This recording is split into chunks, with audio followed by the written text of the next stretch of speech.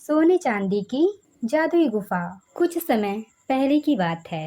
रितु और रिया नाम की दो बहनें अपनी माँ के साथ इलाहाबाद शहर में रहा करती थीं। वे बहुत गरीब थीं और घर का सारा खर्चा उनकी माँ संभाला करती थी। एक दिन रितु की माँ मीना जब काम पर जाती है तो अचानक मीना की तबीयत खराब हो जाती है। तब उनकी मालकिन यह सब देख के गुस्से में कहती है, मीना, जब तुमसे काम नहीं होता है तो काम करने क्यों चली जाती हो? एक तो तुम्हारी तबीयत वैसे ही ठीक नहीं रहती है और आज ज़्यादा खराब हो गई है। ऐसे में तुम कैसे काम करोगी? और अपनी बीमारी की वजह से तुम मेरे घर का काम भी सफाई से नहीं कर पाती हो। और मैं नहीं चाहती हूँ कि मेरे घर का काम इस तरह से हो, इसलिए तुम्हें आने की कोई ज़रूरत नहीं है। नहीं मालकिन, आप मुझे इस नौकरी से मत निकालिए। मेरी दो बेटियां कहाँ जाएंगी और मेरे घर का खर्चा कैसे चलेगा? हाँ, मुझे तुम्हारे खर्चे से कोई लेना देना नहीं है। और वैसे भी ये मेरी प्रॉब्लम नहीं, तुम्हारी प्रॉब्लम है, तो तुम समझो। मुझे सिर्फ काम से मतलब है और मुझे काम करने के लिए तुम्हारे जैसी हजारों मिलेंगी, इसलिए तुम अपना ठिकाना कहीं और ढूंढ लो। फिर मीना रोते हुए अपने घर चली जाती है। अपनी माँ को उदास देख के रितु और रिया पूछती हैं, मामा माँ, क्या हुआ आपको? अब घर का चलना मुश्किल है। मालकिन ने मुझे नौकरी से निकाल दिया है। माँ, आप परेशान मत हो माँ, मैं कुछ ना कुछ जरूर कर लूँगी। नहीं नहीं रिया, तुम इतनी छोटी सी उम्र में क्या ही कर लोगी। कुछ दिन ऐसे ही बीत जाते हैं। एक दिन रिया सोचती है, बस बहुत हो गया, अब मैं अपने घर का खर्चा संभालना चाहती हूँ।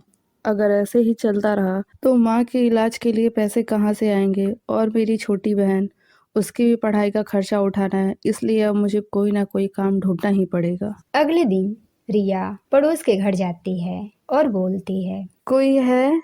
इस घर में कोई है? कौन है जो सुबह सुबह मेरे घर के बाहर शोर मचा रहा है? क्या आफत आ गई है? अरे माँ जी सुनिए, कोई आफत नहीं आई है, बस मुझे थोड़े काम की ज़रूरत है। मेरे घर का खर्च नहीं चल पा रहा है और मेरी माँ की तबीयत भी खराब है। अगर आपके पास कोई काम हो तो दे दीजिए, मैं सारा काम अच्छे से कर दूंगी। नहीं नहीं, मेरे घर के काम मैं खुद करती हूँ। काम के लिए तुम जाके दूसरा घर देख लो, यहाँ पे कोई काम नहीं है। फिर रिया कई घरों में जाती है काम मांगने, लेकिन उसे कोई काम पे नहीं रखता है। रिया उदास होके जंगल के रास्ते जाने लगती है। रास्ते में जाते जाते रिया को एक बूढ़ी औरत मिलती है। बूढ़ी औरत रिया से बोलती है, अरे बेटी, तुम इस घने जंगल में रोते हुए कहाँ जा रही हो? क्या बताऊँ अम्मा, मैं बहुत परेशान हूँ, लेकिन आपको बताकर क्या ही हो जाएगा। आप तो खुद बूढ़ी हैं, आप मेरी मदद कैसे करेंगी? अरे बेटी, एक बार मुझे बता के तो देखो, शायद मैं तुम्हारी कुछ मदद कर दूं। फिर रिया बूढ़ी औरत को सारी बात बता देती है। रिया की ये सब बातें सुन के बूढ़ी औरत बोलती है, हाँ बेटी, मैं तुम्हारी मदद कर सकती हूँ, लेकिन उसके बदले तुम्हें मेरी दो पहेलियों के जवाब देने होंगे। पहेली? आप मुझसे पहेली बुझवाएंगी? आप क्या चाहती है कि मैं आपकी पहेलियों के उत्तर दूं? चलिए ठीक है, आपकी जैसी इच्छा। चलो ठीक है, मैं तुम्हें अपनी पहेली बताती हूँ। तो सुनो मेरी पहेली। दो अक्षर का मेरा नाम, मेरे बिन न चलता काम, रंगहीन हूँ स्वादहीन हूँ, हरदम आता हूँ मैं काम।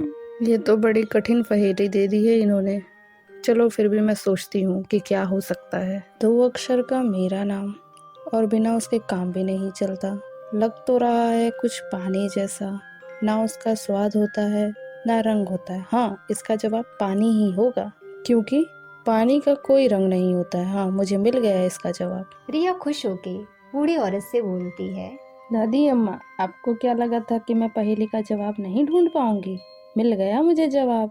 आपकी पहेली का जवाब है पानी, क्योंकि पानी सबके घर में होता है और उसका कोई ना कोई रंग होता है, ना ही कोई स्वाद होता है, इसलिए उसका उत्तर है पानी। बहुत बढ़िया जवाब दिया बेटी तुमने, लेकिन अभी तो एक पहेली का जवाब देना बाकी है। चलो अब मेरी दूसरी पहेली सुनो। ऐसी कौन सी चीज है जो समुद्र में पैदा होती है और सबके घर में रहती है? ऐसी कौन सी चीज़ है जो समुद्र में पैदा होती है? समुद्र में तो पैदा होती है मछली। नहीं, नहीं, मछली नहीं, मछली हमारे घर में तो नहीं रह सकती ना। इसका जवाब होगा हाँ, समुद्र में तो नमक भी पैदा होता है। हाँ, इसका जवाब होगा नमक। दादी माँ, मुझे आपकी दूसरी पहेली का जवाब भी मिल गया। इसका जवाब है नमक, जो सबके घरों में रहती है। रिया, तुमने बहुत सही जवाब दिया है, बहुत खूब। इतना कहते ही वो बूढ़ी औरत एक सुंदर परी के रूप में आ जाती है। बूढ़ी औरत का रूप बदलते ही रिया चौंक जाती है और बोलती है, आप कौन हैं? आप तो अभी एक बूढ़ी औरत थीं। आप कैसे एक सुंदर परी के रूप में आ गईं? इसका राज मुझे बताएंगी आप? मैं एक जादुई परी हूँ। मुझे एक साधु ने श्राप दिया था और बोला था, जब तक तुम मेरी पहेलियों के जवाब नहीं दे देती, तब तक तुम इस जंगल में एक बूढ़ी औरत बनकर रहोगी। और आज तुमने उन पहेलियों के उत्तर देके मुझे उस श्राप से मुक्त कर दिया। इसलिए रिया, आज मैं बहुत खुश हूँ और मैं तुम्हें एक रास्ता बताती हूँ। उस रास्ते पे अगर तुम चलोगी तो तुम बहुत कुछ हासिल कर सकोगी। रिया, इस जंगल के बीचों बीच 2 गुफा है, जिसमें से तुमको एक गुफा चुननी होगी जो तुम्हारे घर के हालात ठीक कर सके। जैसे तुमने मेरी पहेलियों के उत्तर बिल्कुल सोच समझकर दिए, वैसे ही तुम ये समझदारी उस गुफा के पास दिखाना। अगर तुमने गलत गुफा चुनी तो तुम उस गुफा में हमेशा के लिए कैद हो जाओगी और फिर घर के हालात ठीक नहीं कर पाओगी। अब देखना है तुम कितनी समझदारी दिखाती हो। रिया परी की बात मान के उस गुफा के पास पहुंच जाती है, जिसमें से मिट्टी की गुफा रिया से बोलती है, रिया, तुम मेरे पास आओ, मैं तुम्हें ढेर सारा खजाना दूंगा। नहीं नहीं रिया, तुम उस गुफा की बात मत सुनो, तुम मेरे पास आओ, मैं तुम्हें ढेर सारा खजाना दूंगा। क्या मुसीबत आ गई है? कौन सी गुफा में जाऊं और कौन सी गुफा में नहीं जाऊं? उस परी ने मुझसे कहा था कि तुम्हारी समझदारी के ऊपर है। अब मैं इसमें कौन सी समझदारी दिखाऊं जो मुझे गुफा चुनने में मदद करे? तब तक रिया की नज़र मिट्टी की गुफा के पीछे पड़ती है और वो देखती है कि मिट्टी वाली गुफा के पीछे सूर्य ढल रहा होता है, जबकि रेत वाली गुफा के पीछे सूर्य उदय हो रहा होता है। रिया ये देख के सोचती है, अरे ये क्या, मिट्टी वाली गुफा के पीछे तो सूर्य ढल रहा है, इसका मतलब है अंधकार।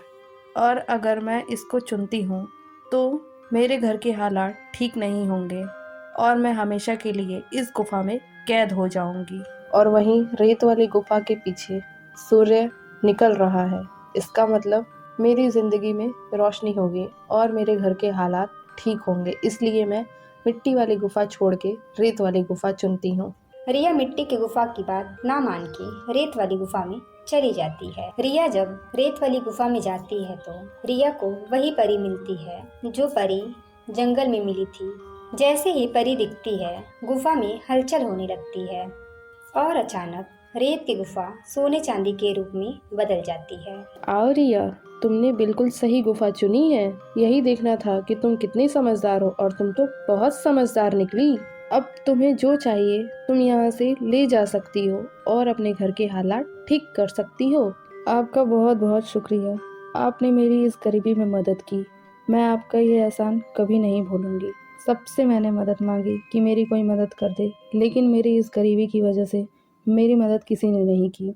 इसलिए आपका एहसान मैं कभी नहीं भूलूंगी। रिया वहाँ से कुछ सोने और चांदी ले जाती है और अपनी माँ की इलाज करवाती है और अपने घर की गरीबी दूर कर लेती है।